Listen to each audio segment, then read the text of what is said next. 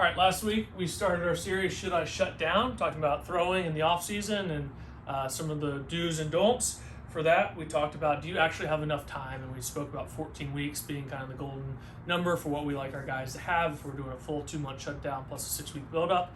Today we're talking about, do you actually need time off, with the emphasis on the need. So first thing is looking at, are there physical limitations? Do you have physical limitations that are preventing you from reaching your peak performance, or could possibly lead to injury risks down the road? There's no better time to address these than in the off season. Obviously, if you're playing a couple times a week, starting once a week, it's really hard to make lasting physical changes to your body, and you would need the time in the off season. And we spoke last week about giving the shoulder time to heal, the arm time to heal, with all of the micro trauma that you incur from throwing a baseball every time that you throw. So having some time off would allow your body to kind of naturally heal and make those changes and get rid of the limitations. The other big thing, and we're going to focus on high school athletes here, is where are you in the recruiting process? So we're going to use an example of a high school senior that is committed to a Power 5 school. So think Florida, Florida State, Miami, since we're in Florida, one of those schools where they're going to be graduating, and then they'll be attending summer school most likely, and going through their program in the summer, versus a sophomore in high school who is playing JV. So we're talking about the fall of their senior or sophomore year. So we have senior versus sophomore. Okay, so this kid probably threw the senior probably threw a large majority of innings in high school. So we're in for the high school season, for the spring season. So their junior year, they probably threw 60 innings in the spring. 20 innings would probably be on the low end during the summer. And then somewhere close to another 20 innings during the fall. And it might be 30 and 10 or 70 and 20 and 10 or something. But the idea is that number is going to be around 100 innings for, again, in Florida it's a little bit different, a little bit longer season. But that number is usually around 100 innings for someone that's that high caliber of a pitcher. Innings isn't the best metric to go off of for workload.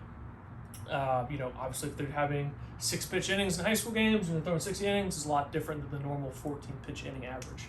But we're going to go off that for right now. The sophomore might have thrown 20 innings for his high school team, 20 innings in the summer, and 10 innings in the fall. So he is at 50 innings, which is obviously 50% of the workload.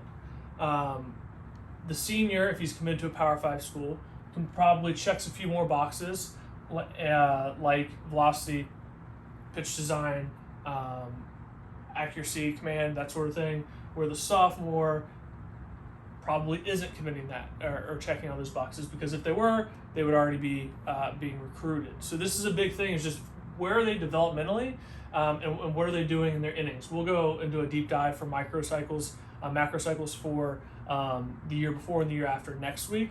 But just to give an example, obviously one guy has done a lot more work during the year than the other.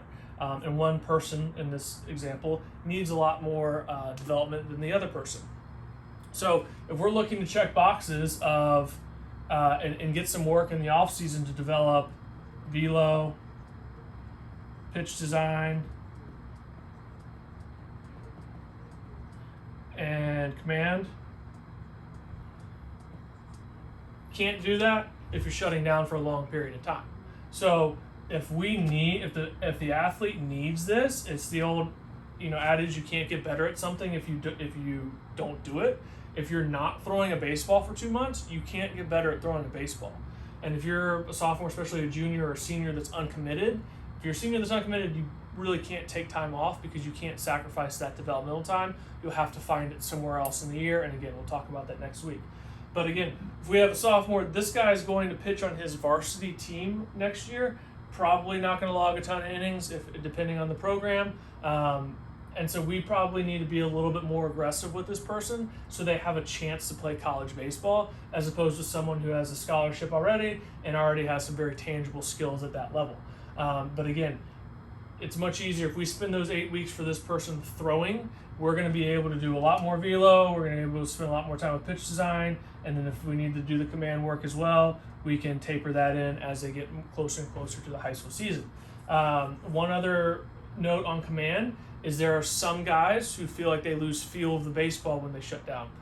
And they don't pick up a baseball or touch a baseball for 2 months. And we'll talk about this a little bit more further down the road in this series. But for those guys, there's no reason that they can't play catch at a very, very low intensity. And we'll go over some instructional videos on what we mean by this, because throwing a baseball 60 feet can mean something completely different depending on the intensity put into it. So what I've heard is like someone like Max Scherzer does not actually shut down every year. He plays catch 3 or 4 times a week at 60 to 90 feet at a super, super low intensity. So for all intents and purposes, he's given himself time off or rest, but his arm's still going through the motion. He has a ball in his hand. He's feeling the release point every single time. If you're a guy that can't throw a strike, back to the command point, but you have these two things, you have really good velo, and your pitch design doesn't need much work because you profile really well to have plus stuff, but your command is not there, then shutting down for 2 months, probably not the best thing. And again, shutting down meaning not touching a baseball. You need to feel a release point. You need to understand how the ball's coming out of your hand and around the same spot every single time. So something like a throwing program where you're working at a very low intensity and just have a target that you're consistently throwing at would be something that we would suggest using instead of completely shutting off. So I hope you get the idea from this video and through our series. It's not a one-size-fits-all model.